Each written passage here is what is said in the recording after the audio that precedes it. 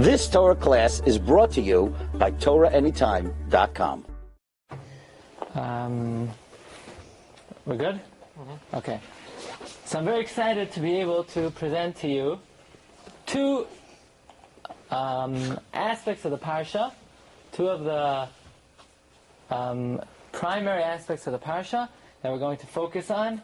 They seem not to be related to each other, but then we're going to find a connection. The sheets. Okay.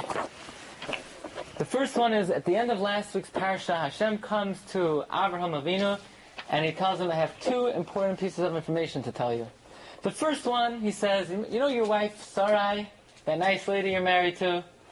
That's not her name anymore. She's getting a new name. She's no longer called Sarai. We're taking out the Yud. She's now called Sarah. And by the way, she hasn't had children for the last 90 years, but guess what? She's going to have a child." So Hashem tells Abraham two pieces of information. First of all, you have a new wife. Your wife's name has been changed. And number two, you're going to have a child.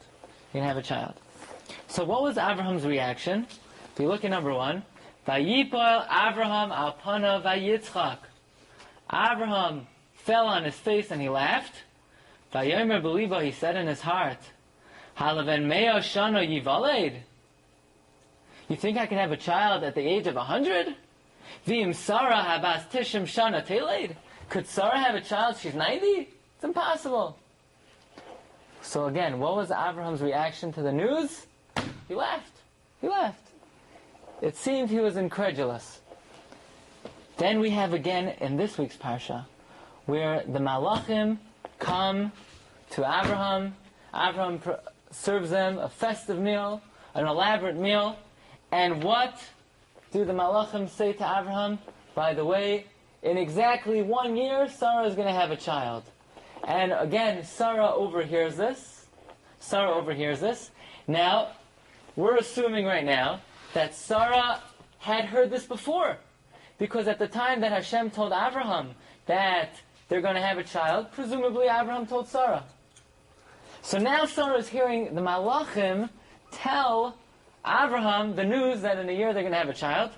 Vatitzchak Sarah bekir balemar. Sarah laughed in herself and she said, Achare veloisi hoisali edna. After I've become withered out, my skin is going to become smooth again. Vadoni zaken. Plus my husband, he's an old guy. We're not having a child. So Abraham laughed. What does this pasuk say? This pasuk says Sarah laughed.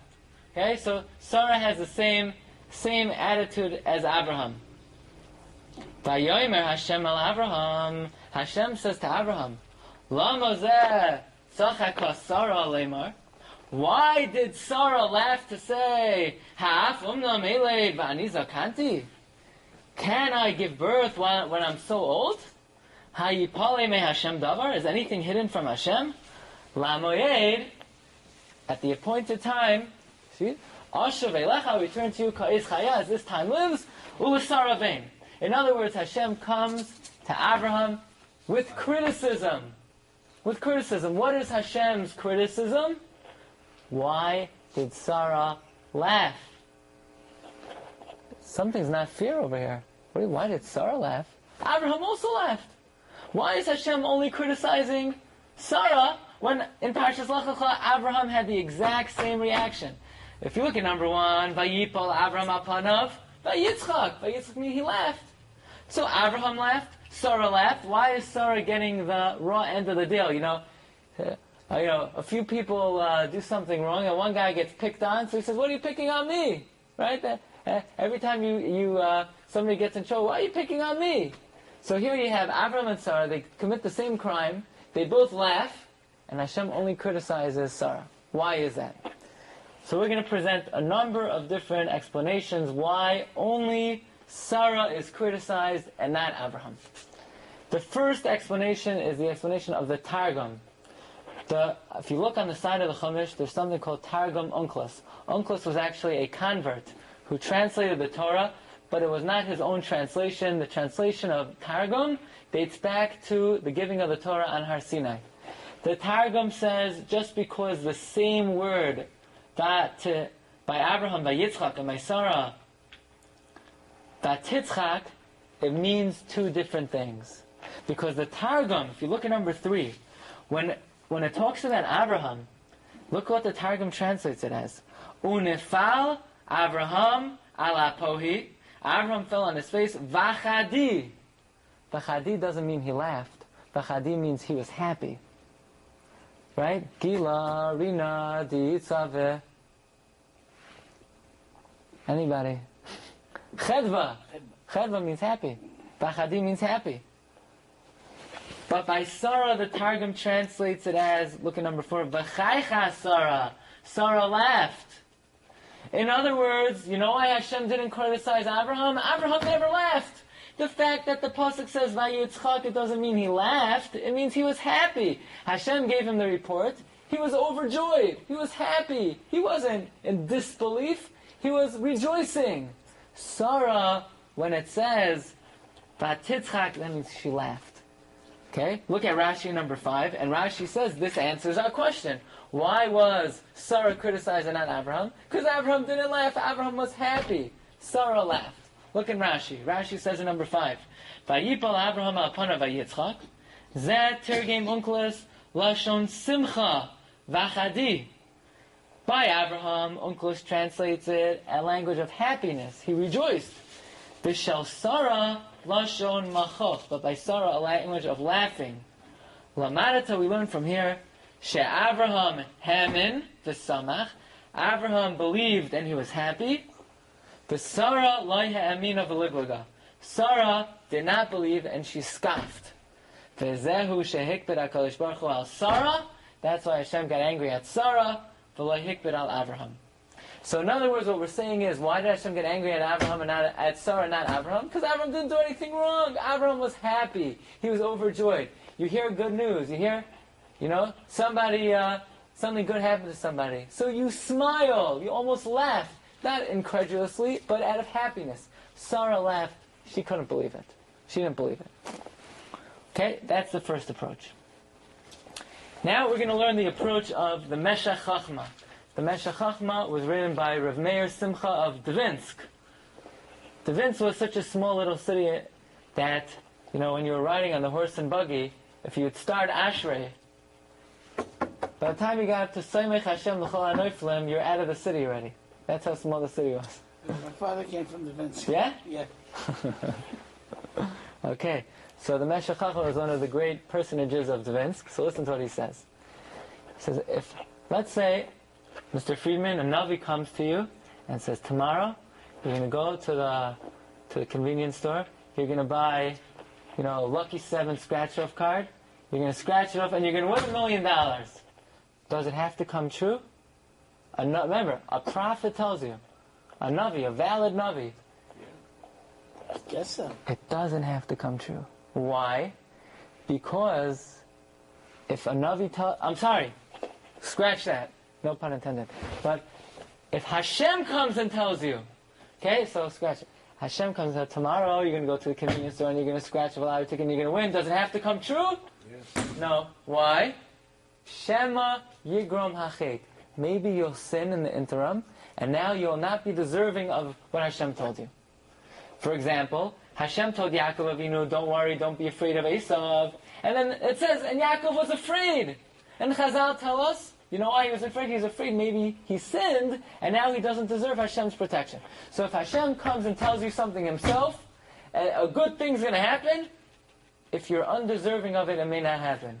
However, if a prophet comes to you and says, Hashem told me that a good thing is going to happen to you, it has to happen. No ifs, ands, or buts. It has to happen. If Hashem comes to you, maybe you'll sin and you won't deserve it. If a prophet comes to you, it has to happen. Says the Meshech Chachma.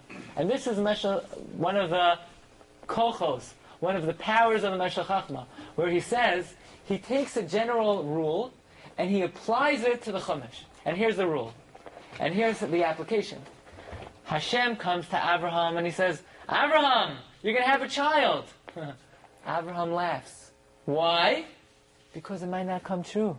Why? Because maybe he'll sin, and he won't be deserving of it. Now, really big tzaddikim, they always think they're unworthy. A tzaddik, you know what a sign of a tzaddik is? If they think they're not a tzaddik, maybe then they're a tzaddik. Someone who thinks they're a tzaddik, then you know they're not a tzaddik. If they don't think they're a tzaddik, they have a chance.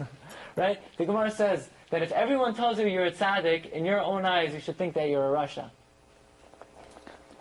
But in any event like this, Hashem comes to Avraham and he says, you're going to have a child. Avraham laughs.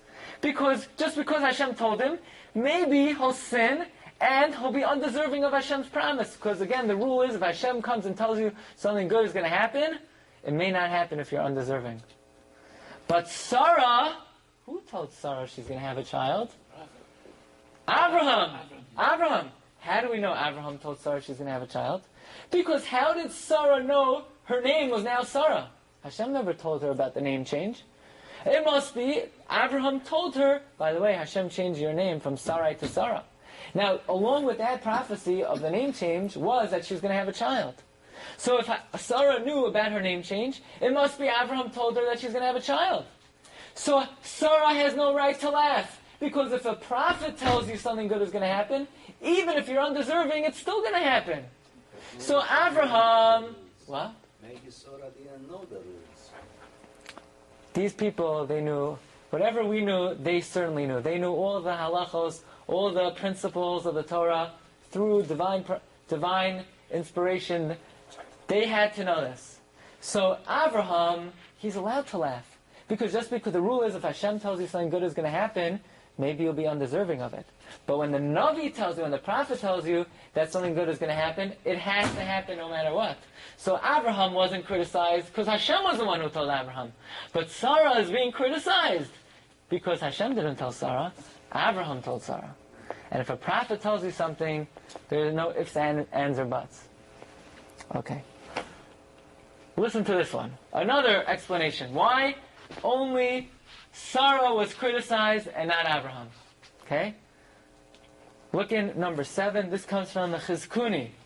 The Chizkuni is one of the Rishonim. Look at number 7. 4 short lines. Im Taimar. Lama la hikvid HaKadosh Baruch Hu al Avraham k'may shehikvid al Sarah. Why did Hashem not get angry at Avraham like he got angry at Sarah? Shaharei k'may kain sachak Avraham. Avraham also laughed. K'moshe nemar b'parsha achrona shebeparshas lach lecha. Like it says in the final parsha of Parshas lach lecha. So listen to what the Chizkuni says. Let's say, you're in a shul, and somebody's doing something wrong. Somebody's misbehaving during the davening. So you don't go over and tell them, you're misbehaving. They'll be embarrassed. So what do? You tell them, maybe, do you know why that other person is misbehaving? I can't understand it. And in their own mind, they don't think you're necessarily criticizing them, but the fact that you bring up the issue, they realize that it's applicable to them. In other words, if you want to correct someone, it's not so good to take them head on. It's embarrassing, it's insulting, right? So you don't tell them about what they're doing wrong. You tell them about what somebody else is doing wrong, maybe even without mentioning a name. And thereby they get the picture, I also do that wrong, and I really should correct that myself. So in other words, Hashem comes to Avraham, he says, Avraham, why did Sarah laugh? And Avraham says, you know what, I also laughed. And then Avraham gets the point, you know what, Hashem's criticizing me also. Hashem, according to the Chizkuni, was criticizing Avraham. Hashem was criticizing Avraham just as much as Sarah. But Hashem didn't want to insult Avraham and embarrass him. So he did it more in a roundabout way. For example, sometimes, in where I live, in Flatbush, right? So everyone goes to their in-laws for Pesach. So the mother has the daughter and her family, and the daughter-in-law and her family. And the daughter-in-law, and her son and daughter-in-law's kids, they're tearing apart the house. They're coloring all over the walls, and they're ruining the nice rug. But how could the mother tell her mother-in-law, why don't you try taking care of your kids? So what does the mother do?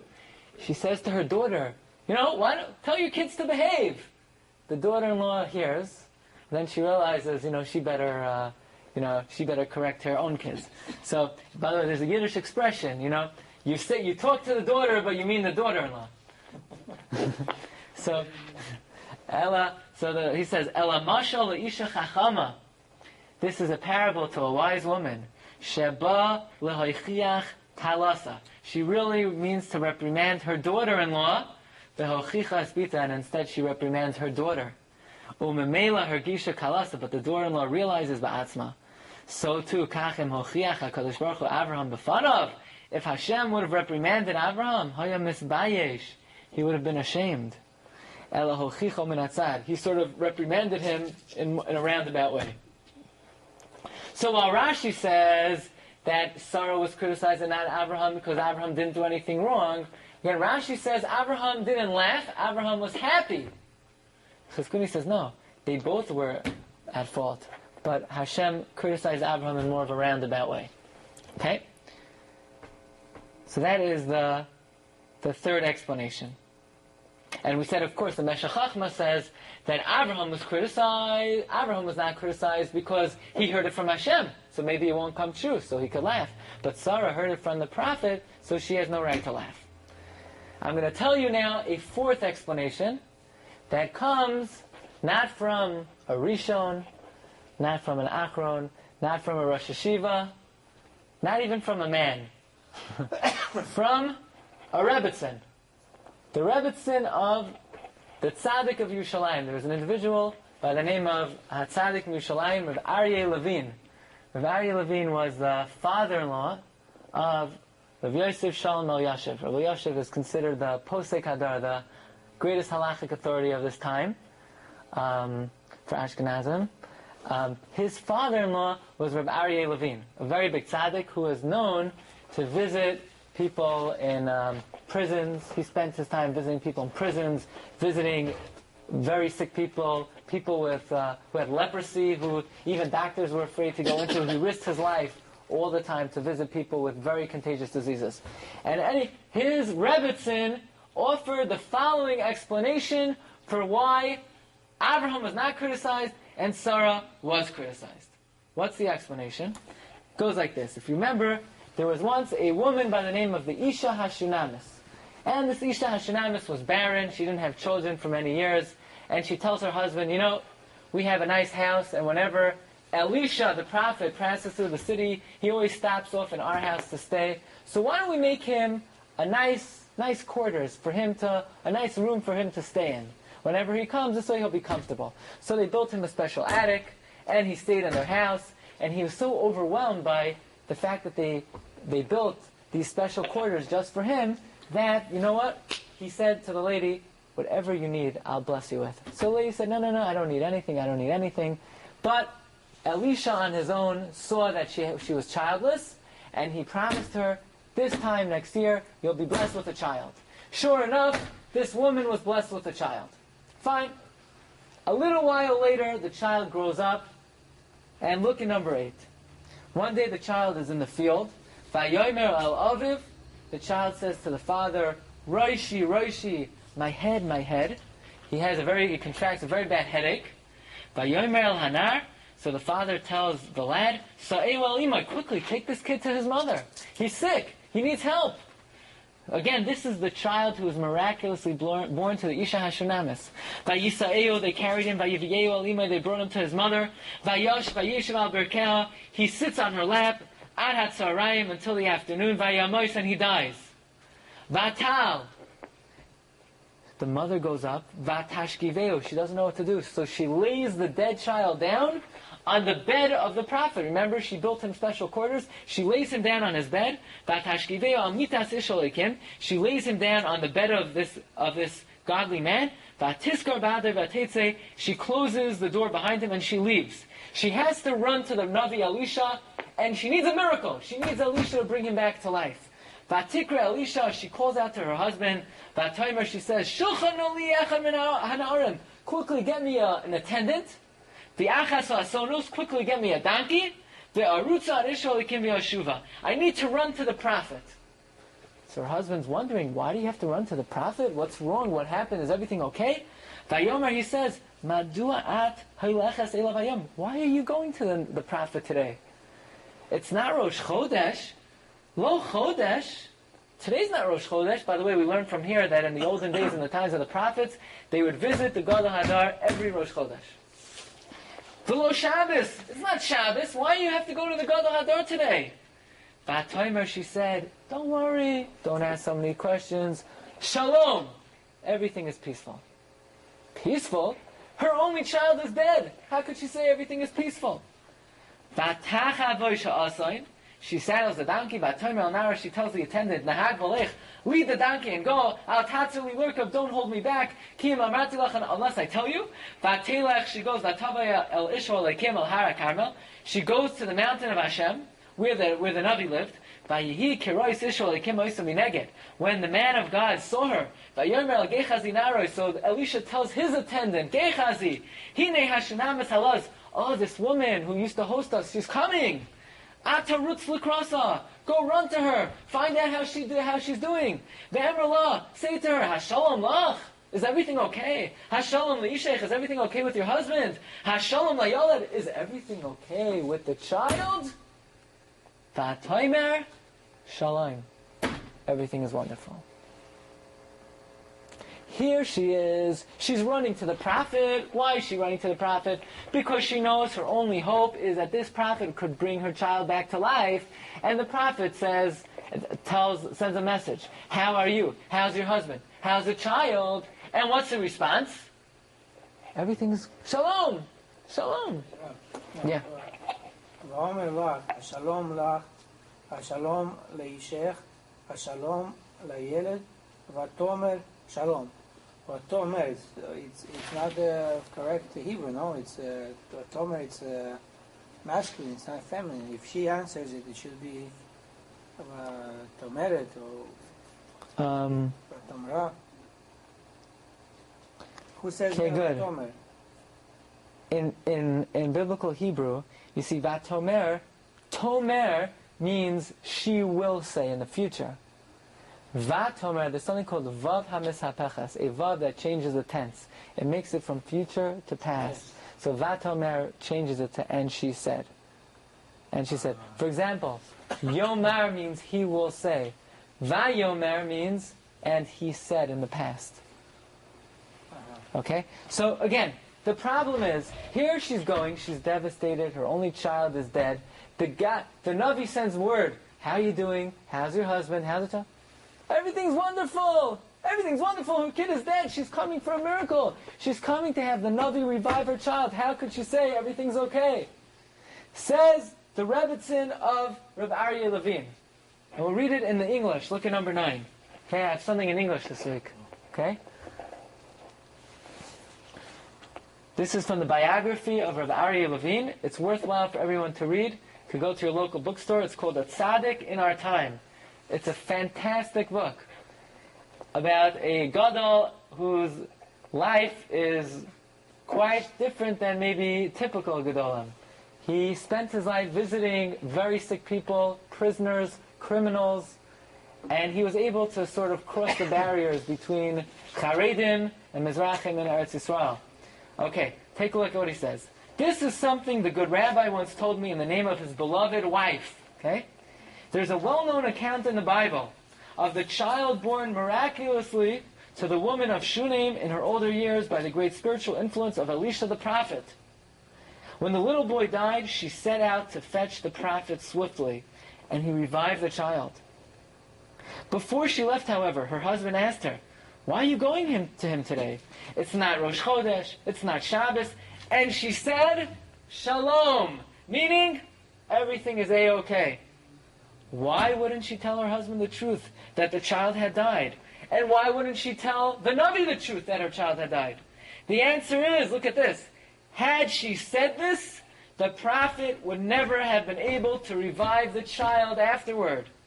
Once she said it in words, once she said the words, my child is dead, that would have been the reality, that would have been the final reality, and you can't change it. She would have acknowledged the death as an irrevocable fact, and despair would have possessed her. In other words, bringing down a miracle from the upper world, from Shemayim to this world, a miracle is such a tenuous, nebulous thing, that as soon as the reality is vocalized, and articulated. The child is dead, there is no way to make a miracle. As long as the child may be dead, but as long as nobody says it and finalizes it and articulates it, there is still hope. Because once you articulate the reality, it's like you've given up hope. Once you give up hope, you can't have a miracle. So she didn't want to say, my child is dead. She said, everything's okay, because at least that way she could maintain some semblance of hope, and then a miracle could kick in. Wow. Now this is what we call Torah Shebechsav, the written part of the explanation. Now I'm going to tell you the Torah Shebechsav, the oral part of the explanation. What does this have to do with Abraham and Sarah? Beautiful. Again, we want to know, why did Hashem criticize Sarah and not Abraham? Listen to this. In number 1, Vayipal Abraham al panav vayitzchak. Abraham fell on his face and he laughed. So what? He laughed? No problem. Vayomer belibo. He only said it in his heart. He never vocalized it. He never articulated it, that it's impossible to have a child. If you don't articulate it, you don't vocalize it, a miracle could come. But Sarah didn't just think it. Sarah said it. Look at number 2. Vatitzchak Sarah bekirba lemor. She laughed at herself, saying, she said the words, how could I have a child?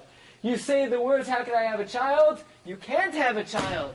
That's why, says the Rebbe of Rabbi Levine, Sarah is criticized, but Abraham is not. Because even though Abraham laughed, he left open the possibility for a miracle because he never said it. But after Sarah articulated it, vocalized it, you can't have a miracle. So you say, Rabbi Glatstein, if once you vocalize it, you can't have a miracle. So how did Sarah have the miracle? I thought she vocalized it. That's why Hashem comes to her in the next pasuk. Ha'ipole me Hashem davar. Nothing's hidden from Hashem. You're right. You've destroyed and you've smashed the miracle to smithereens. Now I, God, have to come to you and make a new decree and make a new miracle. In other words, the first decree of the prophet is gone. Why? Because you vocalized it, you articulated it, you destroyed the miracle. Now I have to go through the trouble. Is anything, Ha'yipali me Hashem davar, is anything hidden from Hashem? I'm making a new decree and now a new miracle will happen. So, meaning if she wouldn't laugh, if she wouldn't vocalize her doubts, she wouldn't verbalize her doubts, then the Yitzhak would be born. He wouldn't have to go through the Akedah. He would be much more perfect and would be what... We wouldn't have needed Hashem himself to come and promise a child. The first promise that Hashem promised Abraham would have been sufficient. Now, why does Hashem have to come and say, I'm going to come to you in a year? We already know that. He already told Abraham. The answer is that was destroyed. That was destroyed. Now we need a new promise. We need a new decree. Okay. Speaking about the Akedah, I'm going to tell you a few incredible things about the Akedah. Look at number 11. Vayehi achar hadvarim ha'ela. It was after these things. V'ho Elokim Nisa es Abraham. God Nisa Abraham. What does the word Nisa mean? What does the word Nisa mean? Mace means a miracle. Mace means a miracle. What does Nisa mean? The simple explanation of Nisa is God tested Abraham. Okay? Even though we know Hashem tested Abraham how many times? 10 times. This is the only time where the Torah uses the word Nisa. However, it's very difficult to say that the word Nisa means a test. Because what's a test? A test is you want to find out. Why do you test something? Because you want to find out what the outcome will be. In other words, you don't know what the outcome will be, and you're trying to decipher and determine what the outcome will be. Does God need to determine what the outcome will be? HaKol Tzafoy, everything is known. Hashem knows the future. So how could you say Hashem was testing Abraham? Hashem knows whether Abraham is going to pass or not. So what's not a test? A test is you're trying to determine the outcome. Hashem doesn't need to determine the outcome. He knows what the outcome will be. So how could we say the word Nisa means Hashem is testing Abraham? Says the Ramban, I maintain that it does mean Hashem is testing Abraham. But it's not a test on the part of the test giver. It's a test on the part of the one taking the test. Because since whoever's taking the test, he has absolute free choice, he could choose to do whatever he wants. Every human being is given free choice to go on the right path or go on the wrong path.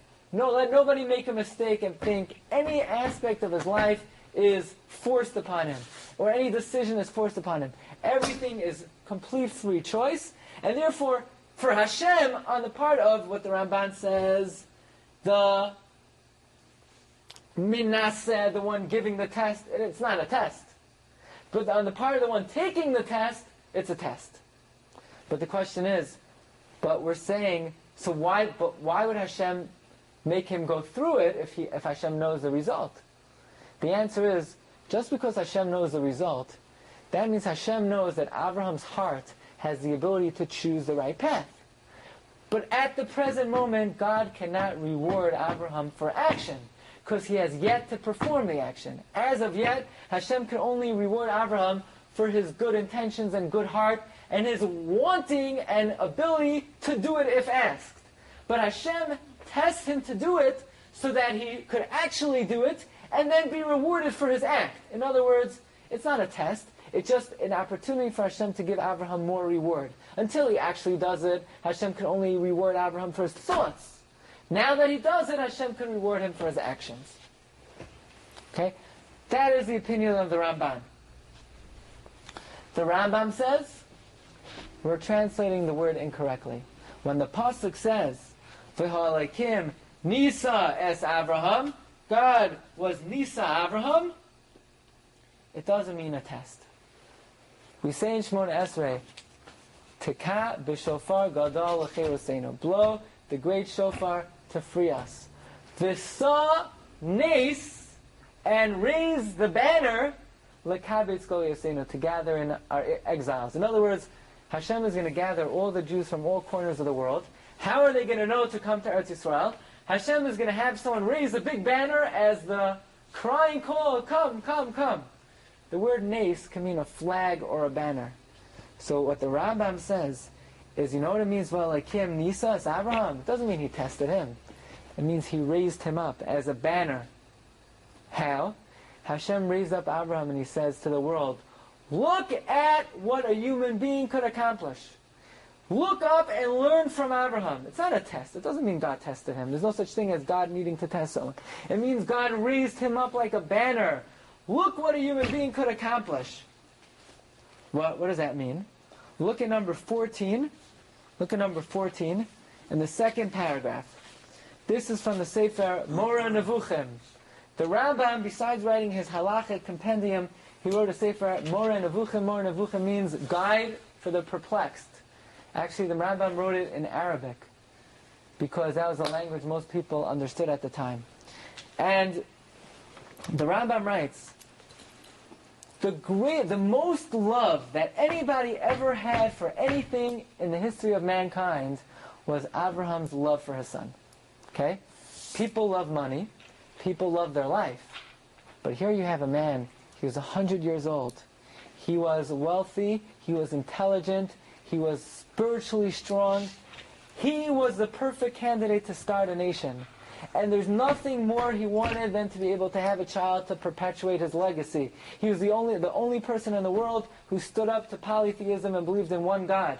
And there's nothing more he wanted than to pass it on to his children. And the greatest love anyone ever had for anything was Abraham to Yitzchak. Especially he waited his whole life to have him.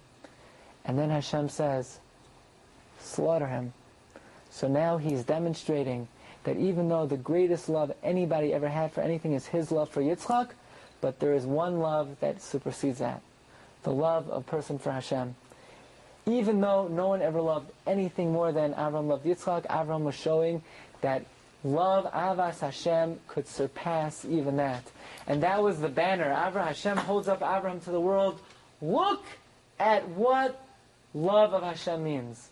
Look how great, how powerful, how much a person's heart could feel love of Hashem, that it could surpass even the greatest love imaginable. Okay? So that's what it means, V'alekim Nisas Abraham. And the Radak asked though, God is raising up Abraham. To who? Who's going to learn the lesson? You know, when Abraham took Yitzchak to slaughter him, who was there? So he takes with him Eliezer and Yishmael. But then at a certain point he says, you stay here, I'm going with Yitzchak. So at the time that he was about to slaughter Yitzchak, who was there? No one. So who's... Hashem doesn't have to test nobody. He was testing Abraham. No, so we're saying it wasn't a test. It was, God was holding him up as a banner. Look what a human being could accomplish. It wasn't a test. God knew he would do it. But we didn't know that a human being could do it. Me and you didn't. So the question is, but how is he holding him up as a banner if no one's there? And what? Abraham is going to come back to the rest of the world and say, guess what?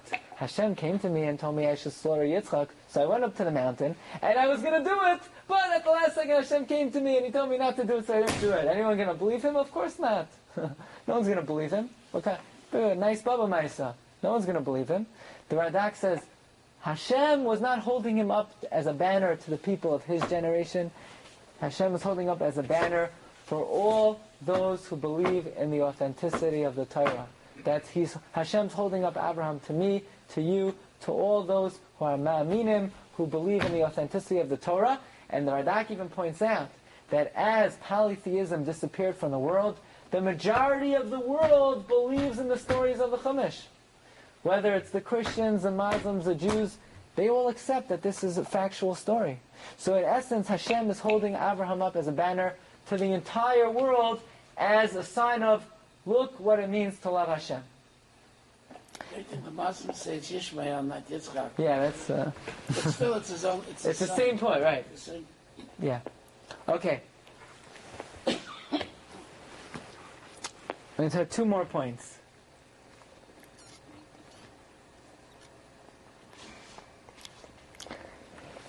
What is the connection between Sarah not believing the report that she's going to have a child and the Akedah? Chazal tell us, and this is next week's Parsha, that Sarah ultimately passed away from this world. Why?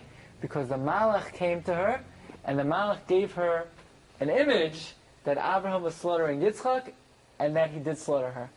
And she believed it, and she fainted and she died. So how did Sarah die? When she received the report that Abraham was about to slaughter Yitzchak, she thought he did it. She fell off the roof, right? She wasn't roof. She fainted. Her heart went out. Okay, her heart went out.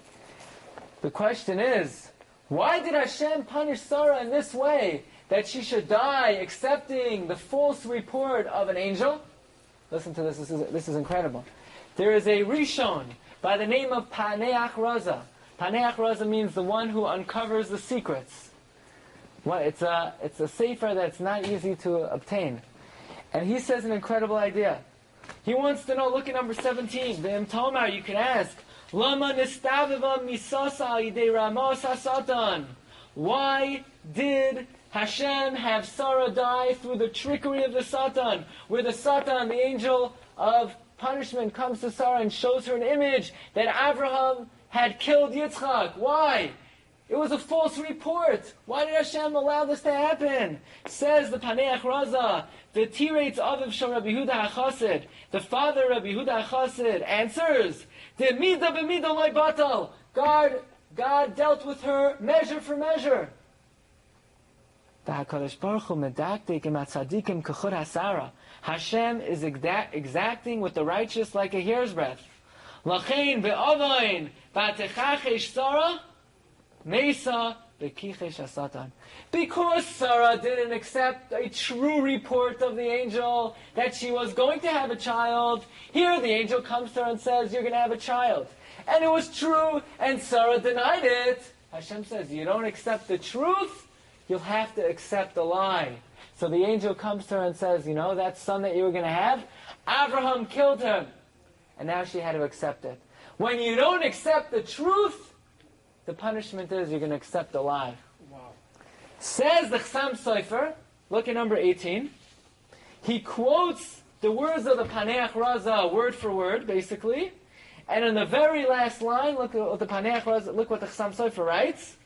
Chsam Sofer, you have to realize, lived end of the 1700s, beginning of the 1800s, at the advent of reform.